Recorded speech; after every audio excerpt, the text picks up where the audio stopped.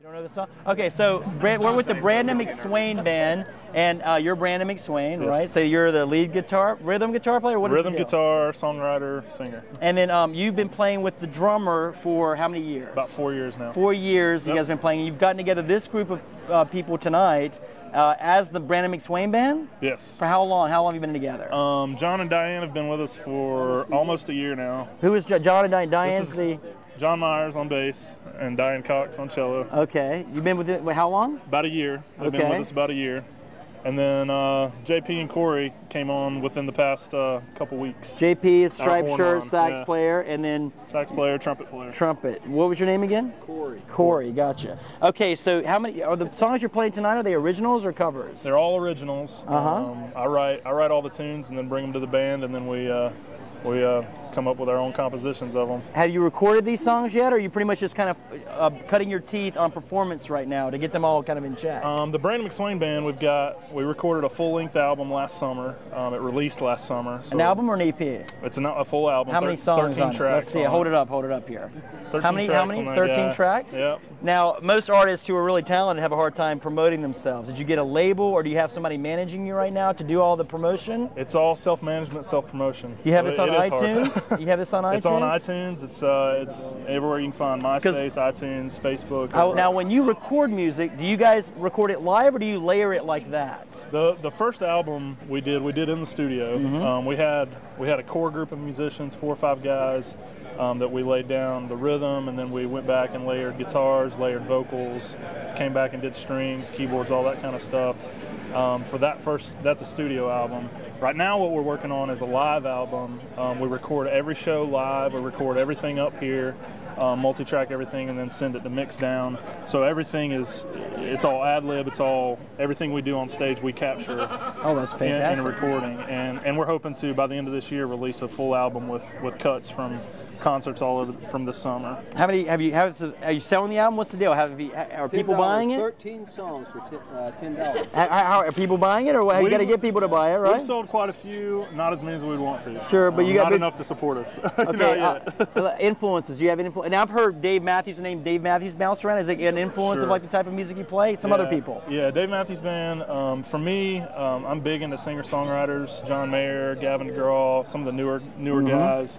And a lot of jazz, a lot of different things that play into our style. And then I'm sure Yeah, everybody let's pass around. Let's talk about some everybody's got influence. different As a bass influences, player for yourself, sure. Vernon Reid is what I think of Vernon Reid. Did you ever listen to Vernon Reid from Living Color? Occasionally I have, yeah, in the past. Who do you like? Who's somebody that you like, influences of The your guys style? I grew up listening to, like Ron Carter and Alfonso Johnson, Weather Report, groups like that. It was really during the heyday of the fusion era. So Okay.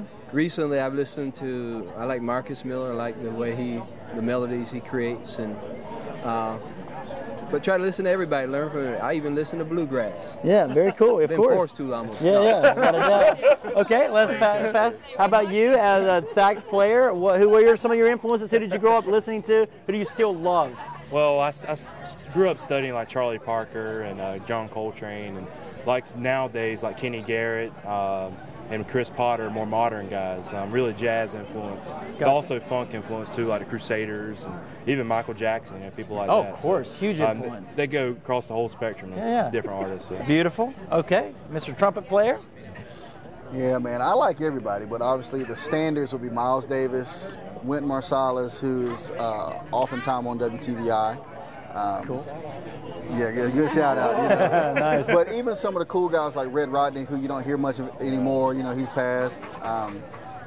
Clifford Brown, who passed at 25, you don't hear those guys. Really young, But even really some of the newer contemporary guys that you don't hear of that are in a different vein called Neo Soul, love Chrisette Michelle, Lettucey. They're starting to do some really cool stuff with horns in their songs. Even McSwain has a new album out that's phenomenal called Black Summer Night. And it's different than any style that he had before, Way right? different, That's man. great. He took a few year hiatus, came back, and he's doing his stuff the way he wants to do it. His grooves are awesome. And man, they're phenomenal. You know, the 3-piece horn line, phenomenal stuff, man. That's fair. And I heard that you are this is the first time you're playing with the Yeah. Brandon McSwain Band tonight. Yes, tonight. So what is that? How do you do that? What is it? You're saying we're going to play in C, and you're going to play it at whatever. You just tell them the key. What's the deal? I mean, you just figure out the key while you're listening. MP3s on the website. You studied them and played a little Studied bit the on your website. own, right? I jotted down some crib sheets for he and I to play, so we weren't just step on each other's toes. Okay. So I wrote those and brought them out tonight on finale.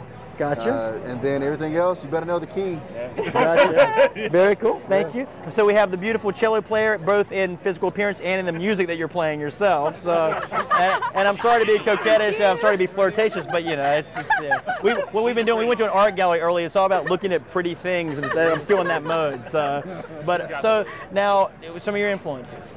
I have so many. It's just across the board. I've always grown up listening to a wide variety of genres, and I guess I like to dabble in all the indie and see what's out there and what's new and what's fresh. And some of my favorites to listen to right now are like Alison Krauss. I love her. The Avett Brothers. I really watch Joe Kwan and what he's doing on the cello. And Jump Little Children has a phenomenal cellist doing some interesting stuff. And I like everything from bluegrass to like Metallica and classic rock like Led Zeppelin. For sure. I mean, well, Robert Plant played with Alison Krauss on tour too. How was her album? Is it a good album? Or? I didn't like it. You didn't like it? Well, that's good. No, that's cool. Yeah, right. That's good. Be honest. Art is about being brutally honest, you know. I wasn't a fan. I'm sorry. I hear you. You also have 2 daughters, right? Now, I do. Are they into the music yourself, or are you trying to trying to get them to play music? Yeah, they're definitely exposed to it. A lot of times we'll practice in our living room, and they can't escape. So. Are you teaching them yourself, or do you have like a teacher? Teaching them cello or strings? Both, not strings yet, but we've got them on piano because I think that's a really strong foundation. I play the piano. Nice. So. I remember I wish I would have stayed with piano. I took piano lessons when I was younger, but my teacher was not very good. And you know, they say there are no bad students, only bad teachers. So I always justified me being crappy at piano based on my teacher. And it's not because I didn't have the musical aptitude. It was because my teacher was was slack. Very cool. Anything else you want to add? Is that cool? Is that good? That's cool. Drummers, okay. So I think of Rush. I mean, it's cliche, the Rush drummer, because our boss at WTVI is a big Rush drummer fan. Big Rush fan. What is his name? Are you a Rush fan yourself? Neil Peart, yes. Because he'll love that because he's a huge fan of that. So tell me about some of your other influences. Well, I started playing on rock, and I started listening to Neil Peart and some of the other rock drummers. But then I kind of started deviating toward the more jazz scene. Started paying attention to like Steve Gadd. Love me some Steve Gadd. My big one right now is Carter Beauford of the Dave Matthews Band. Very cool. He's got the grooves that I like, and he's got the power mixed in with the subtleties. That's awesome. Let me ask you this too, because I know you guys are all. Would you consider yourself a Christian band or not? I would consider us. Yeah, exactly. We all share a common faith of Christianity, but we have really purposed ourselves to not be a Christian band because we realize that that's a social stigma that gets put on a band. Well, it's become a political thing too. It can be political. It can be. Well, the problem is so many things to so many different people, and you can't help what somebody thinks when you label yourself that way. So we choose not to label ourselves and let our music stand for it.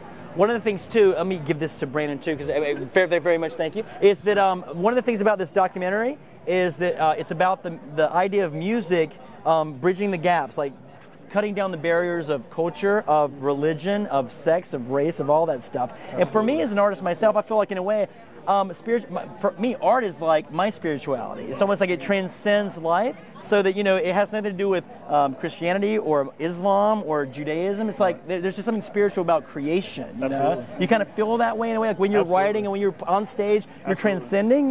Yeah, the coolest thing for me is to step off stage and have somebody from a completely different walk of life that I've never experienced come up and tell me their story, because I put my heart and soul in the stories that I write. They come up and they relate to something that I've written in the music, and that's where my heart's at, is writing that music that connects people. And we've seen it over and over, just the power of how music connects people, and that's what drives us. I mean, that's the connection we want.